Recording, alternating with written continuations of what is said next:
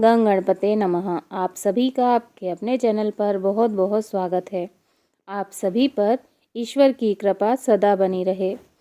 गौतम ऋषि के पुत्र का नाम शरद्वान था।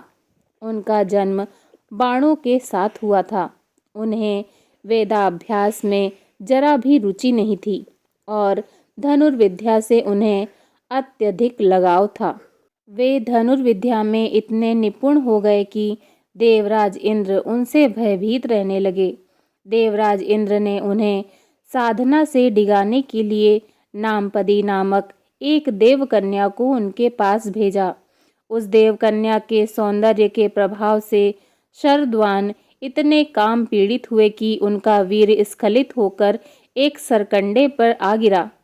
वह सरकंडा 2 भागों में विभक्त हो गया, जिनमें से एक भाग से कृप नामक बालक उत्पन्न हुआ और दूसरे भाग से कृपी नामक कन्या उत्पन्न हुई। कृप भी धनुर्विद्या में अपने पिता के समान ही पारंगत हुए। भीष्म पितामह जी ने इन्हीं कृप को पांडवों और कौरवों की शिक्षा दीक्षा के लिए नियुक्त किया और वे कृपाचार्य के नाम से विख्यात हुए। कृपाचार्य के द्वारा पांडवों तथा कौरवों की प्रारंभिक शिक्षा समाप्त होने के पश्चात अस्त्र शस्त्रों की विशेष शिक्षा के लिए भीष्म पितामह जी ने द्रोण नामक आचार्य को नियुक्त किया। इन द्रोणाचार्य जी की भी एक विशेष कथा है। एक बार भरद्वाज मुनि यज्ञ कर रहे थे। एक दिन वे गंगा नदी में स्नान कर रहे थे। वहां पर उन्होंने घृतार्ची नामक एक अप्सरा को गंगा स्नान कर निकलते हुए देख लिया। उस अप्सरा को देखकर उनके मन में काम वासना जागृत हुई और उनका वीर्य स्खलित हो गया, जिसे उन्होंने एक यज्ञ पात्र में रख दिया। कालांतर में उसी यज्ञ पात्र से द्रोण जी की उत्पत्ति हुई। द्रोण जी अपने पिता के आश्रम में ही रहते हुए चारों वेदों तथा अस्त्र शस्त्रों के ज्ञान में पारंगत हो गए। द्रोण जी के साथ प्रशतक नामक राजा के पुत्र द्रुपद भी शिक्षा प्राप्त कर रहे थे तथा दोनों में प्रगाढ़ मैत्री हो गई।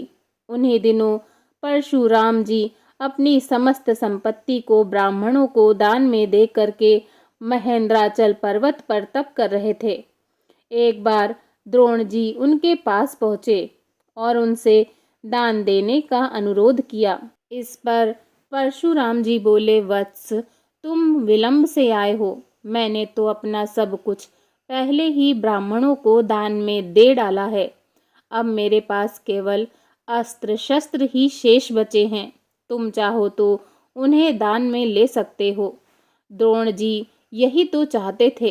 अतः उन्होंने कहा, हे देवगुरु, आपके अस्त्र शस्त्र प्राप्त करके मुझे अत्यधिक प्रसन्नता होगी, किंतु आपको मुझे इन अस्त्र शस्त्रों की शिक्षा दीक्षा देनी होगी तथा विधि विधान भी बताना होगा।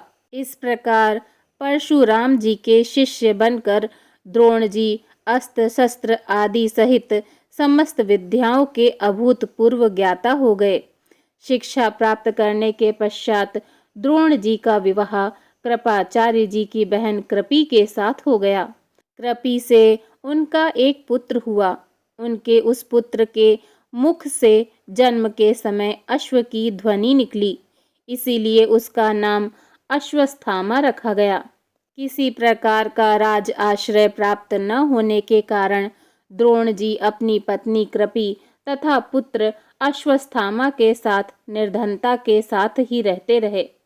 एक दिन उनका पुत्र अश्वस्थामा दूध पीने के लिए मचल उठा, किंतु अपनी निर्धनता के कारण द्रोण जी पुत्र के लिए गाय के दूध की व्यवस्था न कर सके।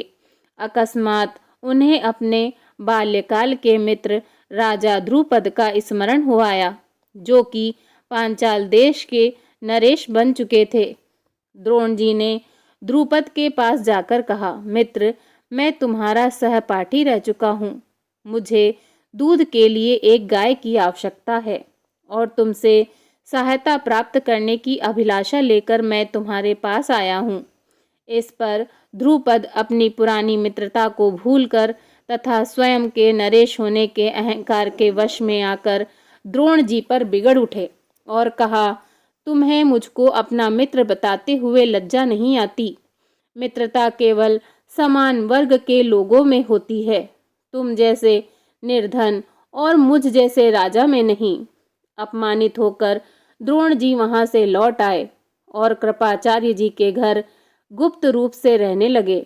एक दिन युधिष्ठिर आदि राजकुमार जब गेंद खेल रहे थे तो उनकी गेंद एक कुएं में जा गिरी। उधर से गुजरते हुए द्रोण जी से राजकुमारों ने गेंद को कुएं से निकालने के लिए सहायता मांगी। द्रोण जी ने कहा, यदि तुम मेरे तथा मेरे परिवार के लिए भोजन का प्रबंध करो तो मैं तुम्हारी गेंद निकाल दूंगा। युधिष्ठिर बोले, देव, यदि हमारे पितामह की अनुमति होगी तो आप सदा के लिए भोजन पा सकेंगे।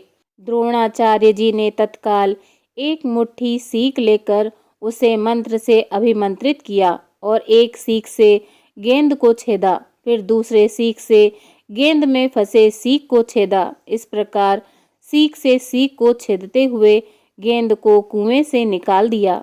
इस अद्भुत प्रयोग के विषय में तथा द्रोण जी के समस्त विषयों में प्रकांड पंडित होने के विषय में ज्ञात होने पर भीष्म पितामह जी ने उन्हें राजकुमारों के उच्च शिक्षा के लिए नियुक्त कर राज आश्रय में ले लिया और वे द्रोणाचार्य जी के नाम से विख्यात हुए। अगर आप सभी को यह कथा पसंद आई हो तो मेरी वीडियो को लाइक कीजिए और इसी तरह की धार्मिक और पौराणिक कथाओं को सुनने के लिए मेरे चैनल को सब्सक्राइब कीजिए। धन्यवाद। जय श्री राधे कृष्णा।